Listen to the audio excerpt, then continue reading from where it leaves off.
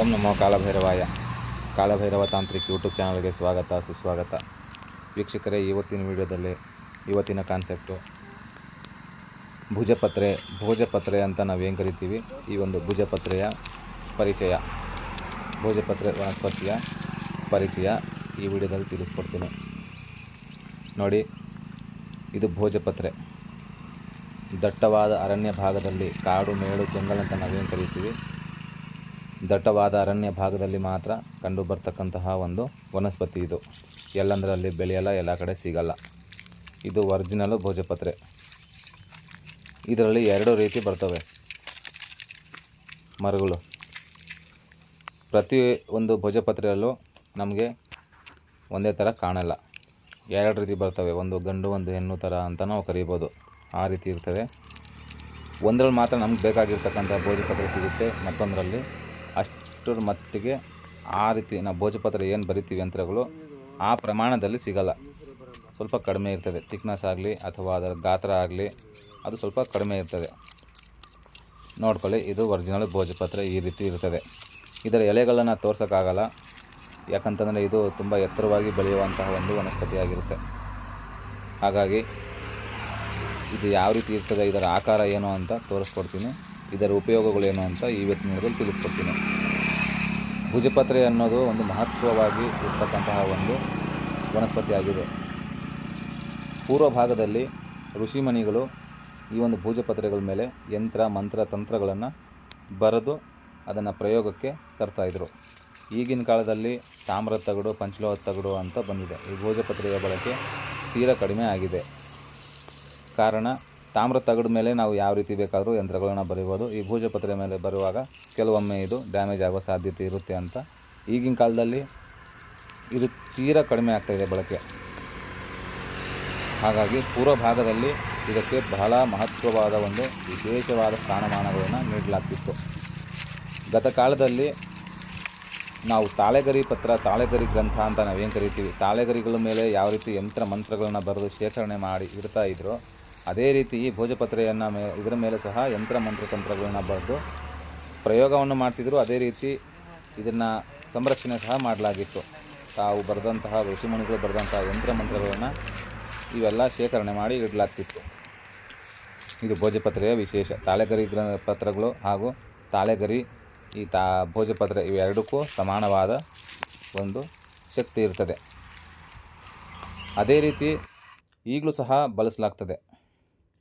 ಇದು ಭೋಜಪತ್ರೆ. ನಾನು ಹೇಳಿದ್ನಲ್ಲ, ಒಂದರಲ್ಲಿ ಎಕ್ಸಾಂಪಲು ಗಂಡು ಹೆಣ್ಣು ಅಂತ ಕರಿಬೋದು. ಎರಡು ರೀತಿ ಭೋಜಪತ್ರೆ ಮರ ಇರ್ತದೆ. ಅದರ ಒಂದರಲ್ಲಿ ನೋಡಿ ಈ ಥರ ಬರ್ತದೆ ಭೋಜಪತ್ರೆ ನೋಡಲಿಕ್ಕೆ. ಮತ್ತೊಂದರಲ್ಲಿ ನಾನು ಆಗಲೇ ವಿಡಿಯೋ ತೋರಿಸಿದ್ನಲ್ಲ ಆ ರೀತಿ ಬರ್ತದೆ. ಅದು ಸಹ ದಟ್ಟವಾಗಿ ಬೆಳಿಬೇಕು. ಬೆಳೆದ ನಂತರ ಭಾಗದಲ್ಲಿ ಅದರಲ್ಲೂ ಸಹ ಈ ಥರ ಕಾಣ್ತದೆ. ಈಗ ನಾನು ನಿಮ್ಗೆ ತೋರಿಸಿರೋದು ಒಂದು ಮಧ್ಯಮ ವರ್ಗದ ಮರ. ಹಾಗಾಗಿ ಅದರಲ್ಲಿ ಅಷ್ಟು ದೊಡ್ಡ ಮಟ್ಟಕ್ಕೆ ಸಿಗಲಿಲ್ಲ. ಅದರ ಪಕ್ಕದಲ್ಲಿರ್ತಕ್ಕಂತಹ ಬೇರೊಂದು ಮರದಲ್ಲಿ ನಾವು ಈ ಭೋಜಪತ್ರೆಯನ್ನು ಸಂಗ್ರಹಣ ಮಾಡಿ ತಂದಿರ್ತೀವಿ. ಭೋಜಪತ್ರೆಯ ಮೇಲೆ ನಾವು ಯಾವುದೇ ಒಂದು ಯಂತ್ರವನ್ನು ಬರೆದು ಅದಕ್ಕೆ ಅಷ್ಟವ್ಯಾರ್ಚನೆ ಮಾಡಿ ಪ್ರಾಣ ಪ್ರತಿಷ್ಠಾಪನೆಯನ್ನು ಮಾಡಿ ನಾವು ಆ ಯಂತ್ರವನ್ನು ಧಾರಣೆ ಮಾಡೋದ್ರಿಂದ ನಮಗೆ ಆ ಯಂತ್ರ ಸಿದ್ಧಿಯಾಗ್ತದೆ, ಆ ಮಂತ್ರಗಳು ಸಿದ್ಧಿಯಾಗ್ತವೆ, ನಾವು ಮಾಡುವಂತಹ ತಂತ್ರಗಳು ಸಿದ್ಧಿಯಾಗ್ತವೆ. ಇದು ಬಹಳ ವಿಶೇಷ. ನಾವು ತಾಮ್ರದ ತಗಡಿನಲ್ಲಿ ಬರೆದು ಹಾಕೋದಕ್ಕಿಂತ ಭೋಜಪತ್ರೆ ಮೇಲೆ ನಾವು ಯಂತ್ರಗಳನ್ನು ಬರೆದು ಹಾಕೋದ್ರಿಂದ ಬಹಳ ಉತ್ತಮವಾಗಿ ಕೆಲಸವನ್ನು ಮಾಡ್ತದೆ. ಅದೇ ರೀತಿ ಈ ತಾಯಿತಗಳಲ್ಲೂ ಸಹ ನಾವು ಈ ಭೋಜಪತ್ರೆಯ ಮೇಲೆ ಯಂತ್ರ ಮಂತ್ರವನ್ನು ಬರೆದು ಬಳಸೋದ್ರಿಂದ ಬಹಳ ಶಕ್ತಿಯುತವಾಗಿ ಅದು ಕೆಲಸವನ್ನು ಮಾಡ್ತದೆ.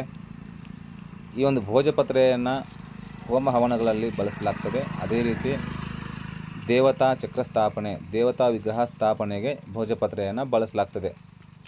ತಾಮ್ರ ತಗಡಿನಲ್ಲಿ ನಾವು ಯಾವ ರೀತಿ ತಗಡು ಯಂತ್ರಗಳನ್ನು ಬರೆದು ಒಂದು ಪೀಠದ ಕೆಳಭಾಗದಲ್ಲಿ ನಾವು ಪ್ರತಿಷ್ಠಾಪನೆಯನ್ನು ಮಾಡ್ತೀವೋ, ಅದೇ ರೀತಿ ಈ ಭೋಜಪತ್ರೆಯ ಮೇಲೆ ನಾವು ಕೆಲವೊಂದು ಯಂತ್ರ ಮಂತ್ರಗಳನ್ನು ಬರೆದು ಆ ಚಕ್ರ ಸ್ಥಾಪನೆಗೆ, ದೇವತಾ ವಿಗ್ರಹದ ಪೀಠ ಸ್ಥಾಪನೆಗೆ ನಾವು ಇದನ್ನು ಸಿದ್ಧತೆ ಮಾಡಿ ಪ್ರಾಣ ಪ್ರತಿಷ್ಠಾಪನೆಯನ್ನು ಮಾಡಿ ನಾವಲ್ಲಿ ಪ್ರತಿಷ್ಠೆಯನ್ನು ಮಾಡಿದಾಗ ಇದಕ್ಕೆ ವಿಶೇಷವಾದಂತಹ ಶಕ್ತಿಯನ್ನು ನಾವು ಕಾಣಬಹುದು. ಇದು ಭೋಜಪತ್ರೆ ತಾಮ್ರದ ತಗಡಿಗಿಂತ ವಿಶೇಷವಾಗಿ ಅತಿ ಹೆಚ್ಚಾಗಿ ಕೆಲಸ ಮಾಡುವಂತಹ ಒಂದು ಶಕ್ತಿಯುತವಾದ ವನಸ್ಪತಿ ಆಗಿರ್ತದೆ. ಇನ್ನು ಷಟ್ಕರ್ಮಗಳಲ್ಲಿ ನೋಡೋದಾದರೆ ಕೆಲವೊಂದು ಕೆಡುಕು ಪ್ರಯೋಗಗಳಿಗೆ ಇದನ್ನು ಅತಿ ಹೆಚ್ಚಾಗಿ ಉಪಯೋಗ ಮಾಡಲಾಗ್ತದೆ.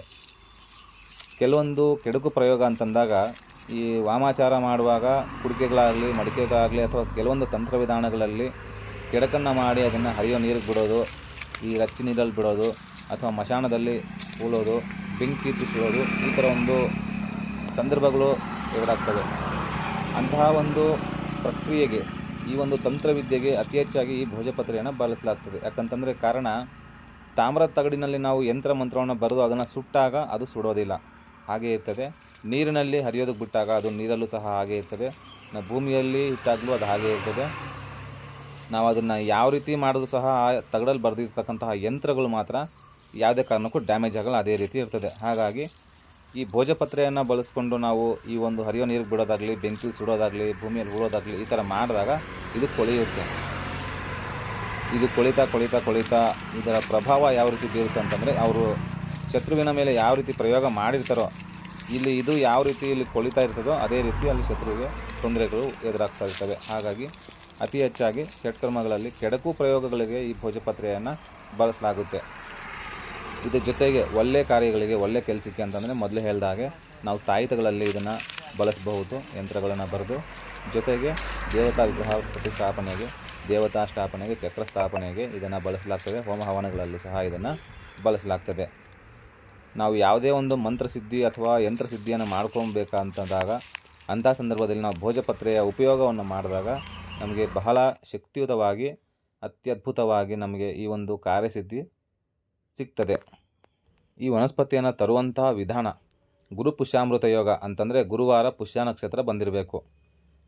ಗುರುವಾರ ಪುಷ್ಯ ನಕ್ಷತ್ರ ಬಂದಿದೆ ಅಂತಂದಾಗ ನಾವು ಹಿಂದಿನ ದಿನ ಬುಧವಾರ ರಾತ್ರಿ ಈ ಒಂದು ಗಿಡಕ್ಕೆ ಸ್ವಲ್ಪ ನೀರನ್ನು ಹಾಕಿ, ಅರಿಶಿನ, ಕುಂಕುಮ, ಕಡ್ಡಿ, ಕರ್ಪೂರ, ಗಂಧ, ಭಸ್ಮ, ಹಣ್ಣು ಹಂಪಲು, ಸ್ವೀಟು ಇವೆಲ್ಲ ಅಲ್ಲಿ ನಾವು ಸಮರ್ಪಣೆಯನ್ನು ಮಾಡಿ ಪೂಜೆ ಪುರಸ್ಕಾರವನ್ನು ಮಾಡಿಕೊಂಡು ಆಮಂತ್ರಣ ನಿಮಂತ್ರಣವನ್ನು ಪಾಲನೆ ಮಾಡಬೇಕಾಗ್ತದೆ.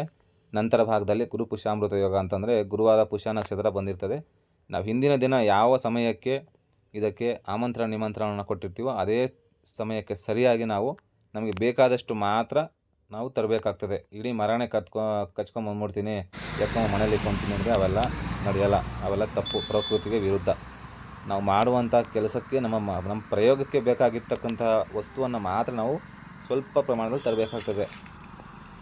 ನಂತರ ಭಾಗದಲ್ಲಿ ಅದನ್ನು ಸಿದ್ಧಿಯನ್ನು ಮಾಡಿ, ಪ್ರಾಣ ಪ್ರತಿಷ್ಠಾಪನೆಯನ್ನು ಮಾಡಿ, ನೀವು ಯಾವ ಒಂದು ಕೆಲಸಕ್ಕೆ ಪ್ರಯೋಗ ಮಾಡ್ತಿದ್ದೀರೋ ಯಂತ್ರ ಮಂತ್ರ ತಂತ್ರಗಳಲ್ಲಿ ಇದನ್ನು ಉಪಯೋಗಿಸೋದ್ರಿಂದ ನಿಮಗೆ ಅತಿ ಶೀಘ್ರದಲ್ಲಿ ಯಶಸ್ಸನ್ನು ಕಾಣಬಹುದು. ಈ ಭೋಜಪತ್ರೆಯ ಬಗ್ಗೆ ಒಂದಲ್ಲ ಎರಡಲ್ಲ ಇನ್ನೂ ಸುಮಾರು ಮಾಹಿತಿಗಳಿದ್ದಾವೆ. ಎಲ್ಲ ಒಂದೇ ವಿಡಿಯೋದಲ್ಲಿ ತಿಳಿಸೋಕ್ಕಾಗಲ್ಲ, ಮುಂದಿನ ದಿನಗಳಲ್ಲಿ ತಿಳಿಸ್ಕೊಡ್ತೀನಿ. ಇದು ಇವತ್ತಿನ ವಿಡಿಯೋ ಆಗಿತ್ತು, ಭೋಜಪತ್ರೆಯ ವಿಶೇಷ. ಮುಂದಿನ ವಿಡಿಯೋದಲ್ಲಿ ಸಿಗೋಣ, ಮತ್ತಷ್ಟು ವಿಡಿಯೋಗಳು ತರ್ತೀನಿ. ಹೊಸದಾಗಿ ವಿದ್ಯೆ ಕಲಿಯುವಂಥವ್ರು, ಯಾರ್ಯಾರು ವಿದ್ಯೆ ಕಲಿತಿದ್ದೀರೋ ವಿಡಿಯೋನ ನೋಡಿ ಸ್ಕಿಪ್ ಮಾಡಬೇಡಿ. ಕಲಿಯುವಂಥವ್ರಿಗೂ ಈ ವಿಡಿಯೋನ ಶೇರ್ ಮಾಡಿ ಅಂತ ಹೇಳ್ತಾ ಮುಂದಿನ ವಿಡಿಯೋದಲ್ಲಿ ಸಿಗ್ತೀನಿ. ಹರ ಹರ ಮಹಾದೇವ. ಓಂ ನಮೋ ಕಾಲಭೈರವಾಯ. ಓಂ ನಮಃ ಶಿವಾಯ. ಎಲ್ಲರಿಗೂ ಒಳ್ಳೆಯದಾಗಲಿ.